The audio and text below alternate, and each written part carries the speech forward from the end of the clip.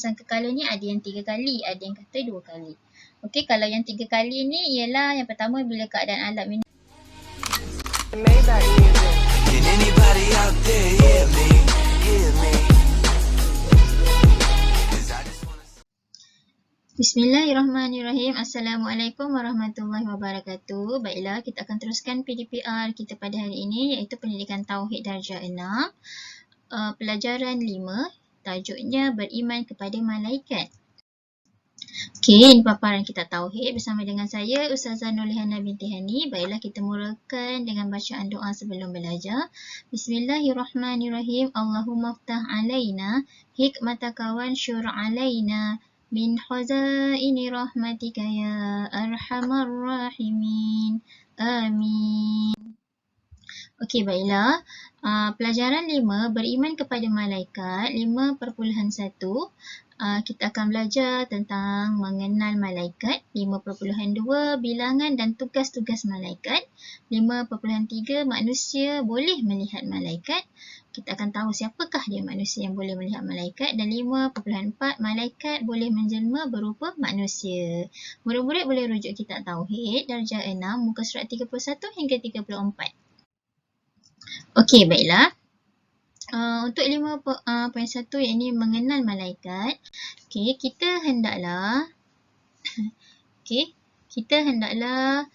percaya dan beriktikad bahawa malaikat itu makhluk Allah Taala yang dijadikan daripada cahaya. Okey, semua ni kita dah belajar dah. Malaikat ni adalah makhluk Allah yang dijadikan daripada cahaya dan malaikat juga merupakan makhluk yang paling taat kepada Allah. Nah, di mana malaikat ni dia tak makan, tak minum, dia tak seperti manusia. Malahan malaikat ni juga bukannya lelaki, bukan perempuan, tak ada jantina. Dan tidak ada ibu dan tidak ada bapa. Malaikat juga merupakan hamba Allah yang paling mulia dan tidak sekali-kali melakukan maksiat dan menderhaka kepada Allah. Okey, kita pergi kepada 5.2 iaitu bilangan dan tugas-tugas malaikat. Boleh rujuk kitab Tauhid Darjah 6 surat 32. Okey, bilangan malaikat ni sebenarnya tidak terkira dan tidak diketahui berapa bilangannya. Tapi ada 10 malaikat yang wajib kita ketahui. Dan sebahagian malaikat ni ada yang sebahagiannya rukuk sahaja. Ada pula sebahagian malaikat ni hanya sujud sahaja. Ada yang bertasbih sahaja. Okey, dan ada juga yang membuat berbagai-bagai kerja yang telah ditentukan oleh Allah. Mari kita lihat 10 nama malaikat dan tugas-tugasnya. Okey, malaikat pertama Jibril ataupun Jibril. Tugasnya membawa wahyu daripada Allah Ta'ala kepada para rasul alaihim assalam. Dan malaikat Jibril ni juga merupakan ketua kepada semua malaikat. Okey, yang kedua, malaikat Mikail iaitu menurunkan rezeki ke dunia dengan perintah Allah Ta'ala. Okey, yang ketiga, malaikat Israfil. Yang ini meniup sangkakala sebanyak 2 kali tiupan. Ketika hampir berlakunya hari kiamat, di mana kali pertama untuk mematikan tiap-tiap yang bernyawa dan kali yang kedua untuk menghidupkan semula makhluk yang telah dimatikan. Okey, dan sebahagian ulama juga mengatakan tiupan sangkakala ni ada yang 3 kali, ada yang kata 2 kali. Okey, kalau yang 3 kali ni ialah yang pertama bila keadaan alam ini. Kalau yang 3 kali ni ialah yang pertama bila keadaan alam ini akan kucak-kacir.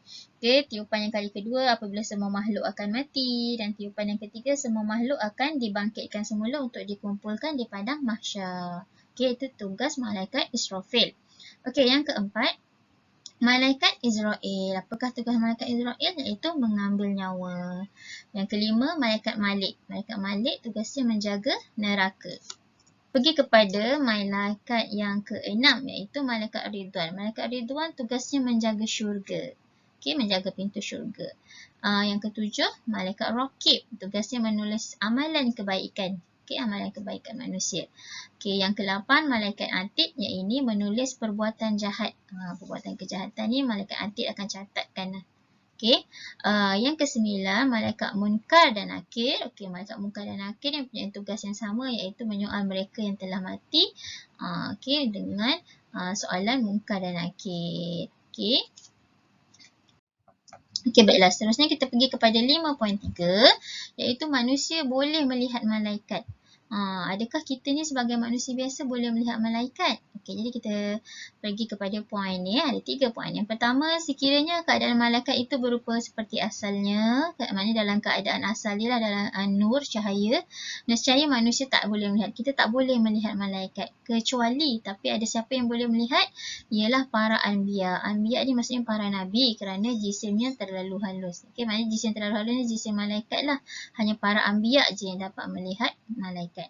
Okey, apabila malaikat, tetapi kalau malaikat ni dia berupa dengan rupa jisim yang kasar, macam contohnya kalau malaikat ni menyerupai manusia, okey, maka manusia boleh melihatnya. Itu pun yang boleh melihatnya hanya para anbiya sahaja.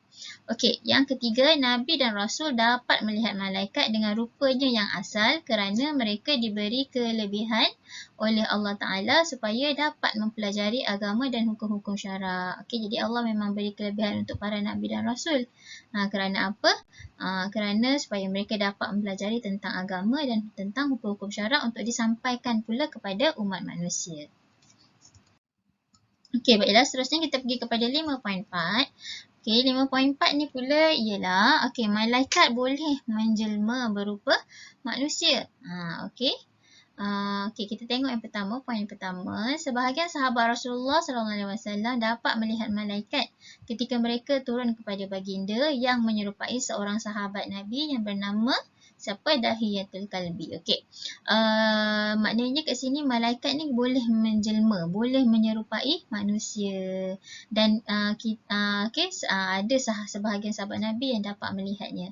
Okey, yang kedua, malaikat Jibril menyerupai dalam satu keadaan ataupun satu peristiwa, malaikat Jibril ni menyerupai seorang yang sangat segak, sangat tampan dengan pakaian serba putih dan suci. Dan setelah ia meninggalkan majlis bersama Nabi, maka barulah Rasulullah SAW bagi tahu bahawa lelaki yang datang itu tadi ialah malaikat Jibril alaihi salam. Maknanya ada sebahagian sahabat Nabi ni yang dapatlah melihat malaikat Jibril tapi dalam keadaan rupa yang ada jisim yang menyerupai manusia. Okey, baiklah, kita akan baca doa selepas belajar. Bismillahirrahmanirrahim.